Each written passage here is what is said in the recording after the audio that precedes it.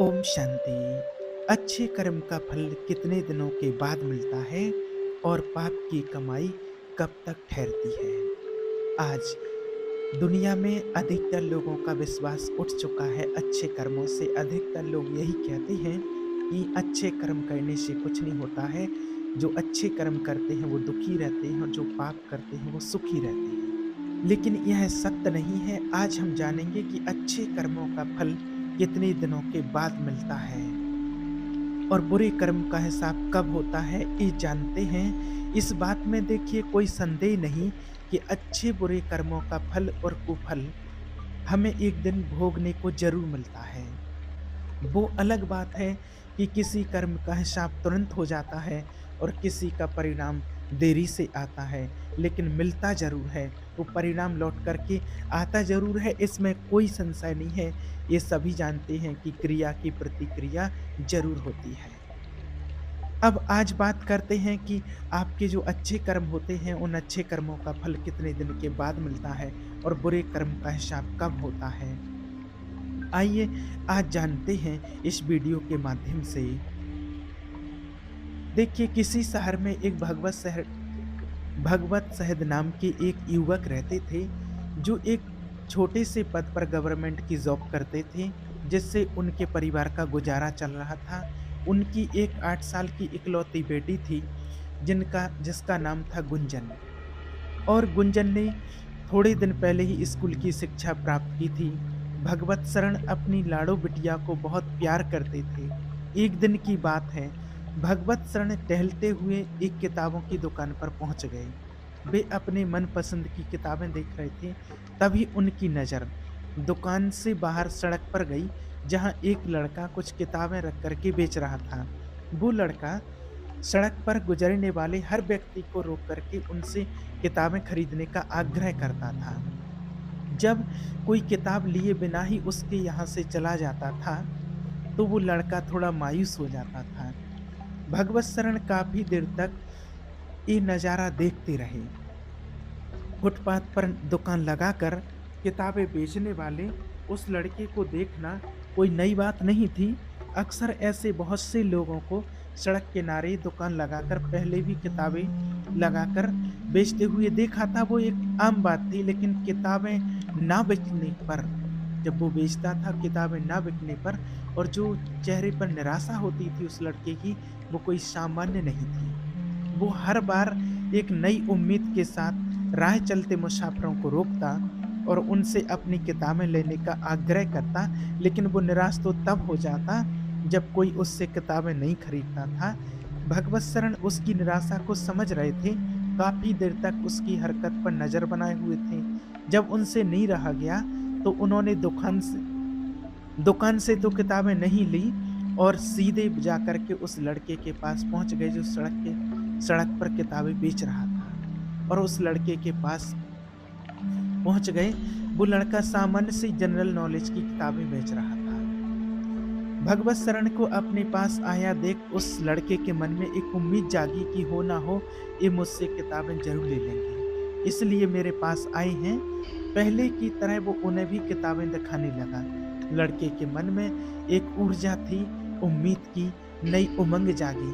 पहले तो उन सज्जन ने लड़के के चेहरे की ओर खूब गौर से देखा। वो लड़का साफ सुथरा था, चेहरे पर आत्मविश्वास था, साधारण सा उसका पहनावा था, ठंड का मौसम था, फिर भी वो एक हल्का सा स्वेटर पहने हुए था। फिर उन्होंने उसकी किताबों की ओर देखा। वे किताबें उनके लिए किसी भी काम की नहीं थी। फिर भी उन्होंने उस लड़के से पूछ ही लिया कि बेटे, तुम्हारी ये सारी किताबें कितने रुपए की हैं? लड़के ने कहा, सर आप कितना दे सकते हैं? लड़के ने कुछ निराश होते हुए कहा, आप जो दे देंगे मैं ले लूंगा। भगवत शरण ने पूछा, बेटे तुम्हें कितने चाहिए? लड़के ने अपनी किताबों का मूल्य बताते हुए कहा, 5,000 रुपये। लड़के का स्वर कुछ कड़क था। लड़के की बात सुनकर उस सज्जन व्यक्ति के मुंह से अचानक से ही शब्द निकल गए कि बेटे तुम्हारी किताबें तो कोई 500 रुपये में भी नहीं लेगा। वो ये बात कह करके उसे दुखी नहीं करना चाहते थे, पर अचानक उनके मुंह से ऐसे शब्द निकल गए। भगवत शरण की इस बात को सुन करके वो लड़का सहम गया। और बड़ा दुखी हुआ। उस समय उसका चेहरा देखने लायक था।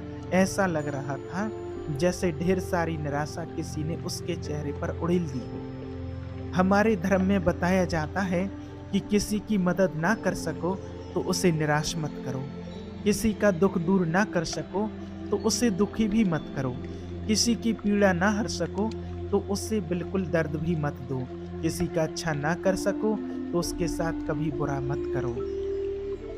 अब भगवत शरण को अपने कहे पर पछतावा होने लगा और उन्होंने अपना एक हाथ लड़के के कंधे पर रखते हुए उसे सांत्वना देते हुए पूछा, बेटे, तुम्हें देखकर लगता नहीं कि तुम किताबें बेचने वाले हो।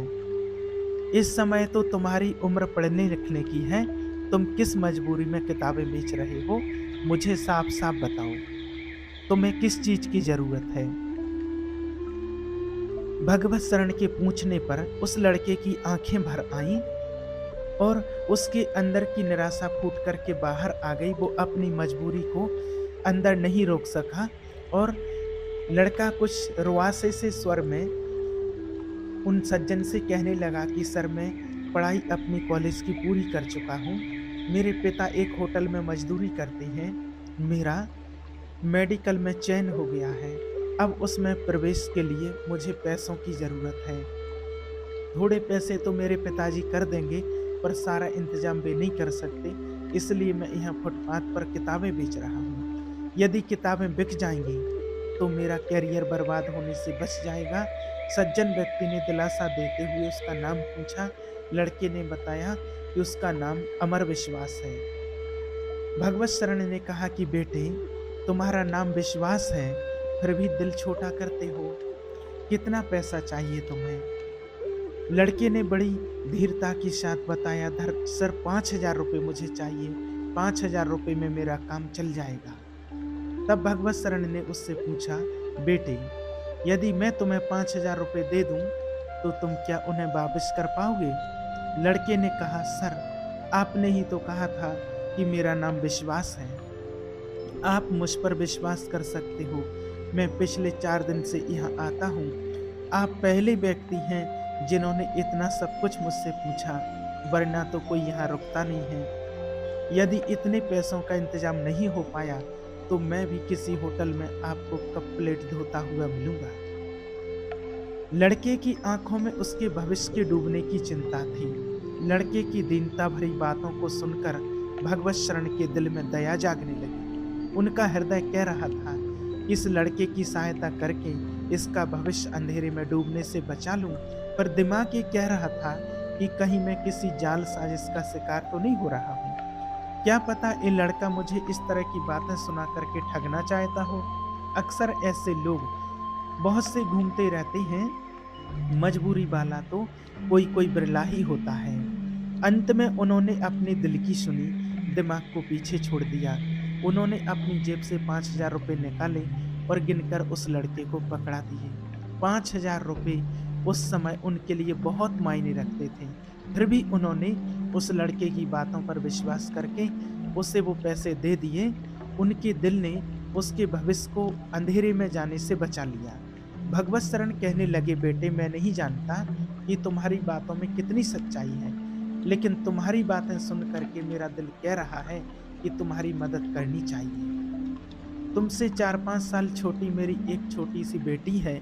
मैं सोचूंगा कि मैंने अपनी बेटी के लिए कुछ गहने, कुछ कपड़े, कुछ महंगा सा खिलौना खरीद लिया है। इतना कह करके पैसे उस लड़के को पकड़ा दिए।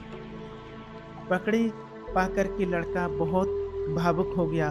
उसकी आंखें आंसुओं से डबडबा गईं। उसे अभी भी यकीन नहीं हो रहा था, उसे विश्वास अपने आप पर नहीं हो रहा था कि किसी ने उसकी मदद कर दी है। उसने आगे बढ़कर भगवत शरण के पैर छू लिए। उसकी आंखों से निकले आंसुओं से 2 बूंदों ने भगवत शरण के पैरों को चूम लिया। भगवत शरण ने अपना एक कार्ड निकाला और उस लड़के को दे दिया और कहा कि बेटे, इस कार्ड पर मेरा पता है, जब भी कोई ज़रूरत पड़े तो मुझे ज़रूर बताना। इतना कह कर के वो उसके कंधे को थपथपाया और वहाँ से चल दिए। घर आते वक्त भगवत शरण के मन में वही घटना का दृश्य उनके चारों तरफ गूंज रहा था, घूम रहा था। उनके दिमाग में आ रहा था कि उस लड़के को पैसे देकर मैंने अच्छा किया या बुरा किया। मेरा दिमाग तो कह रहा था कि तुमने एक जुआ खेला है। पैसे दे कर के वो बात उन्होंने अपने दिल में ही रखी, उन्होंने किसी को भी नहीं बताई, क्योंकि वो जानते थे कि अगर कोई दूसरा सुनेगा तो वो मुझसे एक भावुक मूर्ख के अलावा और कुछ नहीं समझेगा। धीरे-धीरे वक्त गुजरता चला गया। उस लड़के ने मेडिकल में अपने दाखिले की सूचना भगवत शरण को दी थी। तब उन्हें अपनी मूर्खता में थोड़ी-सी मानवता नज़र आई, तब उनके अंदर से एक आवाज़ आई, मानो वो ये कह रही हो कि 1000 2000 रुपए उस लड़के के पते पर और भेज दो। उन्होंने फिर अपने दिल की सुनी और पहले की तरह एक बार फिर मूर्खता दोहराई और उस लड़के के पते पर फिर 4000 रुपए भेज दिए। कभी-कभी उनके मन में एक बात आती कि एक अनजान लड़के के साथ वो ऐसा क्यों कर रही है। कुछ दिन बीते, लड़के का एक और पत्र आया, उसमें 4 लाइनें लिखी थी। 2 लाइनें भगवत शरण के लिए थी, 1 लाइन में अपनी पढ़ाई के बारे में बताया था और 1 लाइन में उनकी बेटी गुंजन के लिए कुछ हालचाल लिखे थे, जिसको वो अपनी बहन मानता था। भगवत शरण अपनी मूर्खता दोहराते और उसे भूल जाते। जब भी उसका पत्र आता, पत्र के साथ 2-4 हजार रुपए उसे भेज देते थे। उन्होंने कभी ये बात जानने का प्रयास ही नहीं किया कि देखें वो लड़का मेरे इन पैसों का क्या करता है, कहाँ रहता है, इसको उपयोग में लाता है या नहीं लाता है, या फिर ऐसे ही खा पी करके पूरा कर देता है। ना कभी वो लड़का भगवत शरण के घर आया और ना वो कभी उसे देखने गए। कुछ साल तक ऐसे ही चलता रहा। एक दिन उस लड़के ने पत्र भेजकर उन्हें बताया कि वो उच्च शिक्षा के लिए ऑस्ट्रेलिया के लिए जा रहा है। उन्हें ये जानकर अपनी उस मूर्खता पर थोड़ा फक्र महसूस हुआ, बिना उस पत्र की सच्चाई जाने। समय पंख लगाकर धीरे धीरे उड़ता रहा। कई वर्ष बीतने के बाद अमर ने अपनी शादी का कार्ड भेजा। शादी करके वो लड़का ऑस्ट्रेलिया में भी बसना चाहता था। इधर गुंजन की भी पढ़ाई पूरी हो चुकी थी, वो शादी योग्य हो चुकी थी। भगवत शरण ने बेटी का रिश्ता एक बड़े परिवार में तय कर दिया। गुंजन की शादी लड़के वालों की हैसियत से करनी थी। भगवत शरण के पास तो इतने पैसे नहीं थे कि वो उनके हिसाब से शादी की व्यवस्था कर पाए। एक सरकारी छोटे पद पर काम करने वाला कर्मचारी भला इतने पैसे कैसे जोड़ पाता।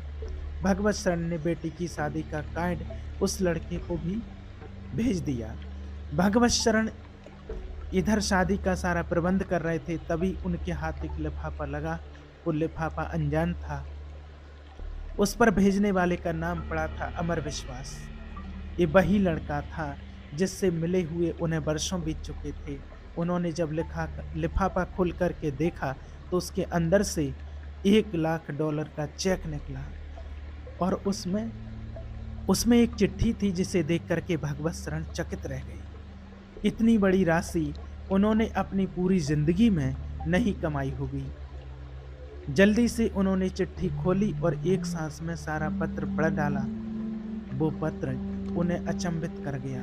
उसमें लिखा था, आदरणीय सर, मैं एक छोटी सी भेंट आपको दे रहा हूँ। मुझे नहीं लगता कि मैं आपके एहसानों का कर्ज कभी उतार पाऊंगा। ये उपहार मेरी अनदेखी बहन के लिए है।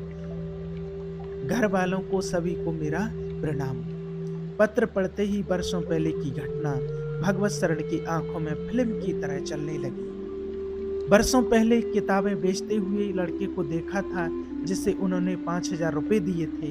वास्तव में उस दिन उन्होंने अपने दिल की बात मानकर कोई मूर्खता का काम नहीं किया था। अमर विश्वास उनकी उम्मीदों पर खरा उतरा। अब वो बहुत बड़ा आदमी बन चुका था। गुंजन की शादी में वो अपनी पत्नी और अपने बेटे के साथ आया हुआ था। एक बड़ी सी गाड़ी आकर के भगवत शरण के द्वार पर रुकी। उसी कार से अमर विश्वास अपनी पत्नी और अपने बेटे के साथ उतरा। उसे देख करके भगवत शरण को ऐसा लगा कि पहले कभी उस लड़के को कहीं देखा है। उसने आकर के भगवत शरण और उनकी पत्नी के पैर छू लिए और बड़ी श्रद्धा से बोला, सर, आपको मेरे ऊपर विश्वास दिखाने के लिए आपका बारंबार शुक्रिया। मैं आपका अमर विश्वास। उसे देख कर के पूरा परिवार अचंभित था। भगवत शरण ने बड़े गर्व से उसे अपने सीने से लगाया। गुंजन, जिसकी शादी थी, वो अब भी बड़े संशय में थी कि ये कौन है जो ढेर सारे उपहार मेरे लिए लाया है। अमर ने वो उपहार गुंजन को देते हुए एक बहन की तरह उसे गले लगाया। गुंजन भी एक भाई को एक भाई को पाकर के बड़ी खुश थी और अमर ने बड़े भाई की तरह गुंजन की शादी में सारी रस्में निभाई। उसने कोई जिम्मेवारी भगवत शरण पे नहीं डाली और न उनका एक पैसा खर्च होने दिया। पूरी सारी शादी का खर्च उसने उठाया। बड़ी धूमधाम से गुंजन का विवाह किया और विवाह के बाद एरोप्लेन से वो अपनी पत्नी और बच्चे के साथ वापस ऑस्ट्रेलिया को लौट गया।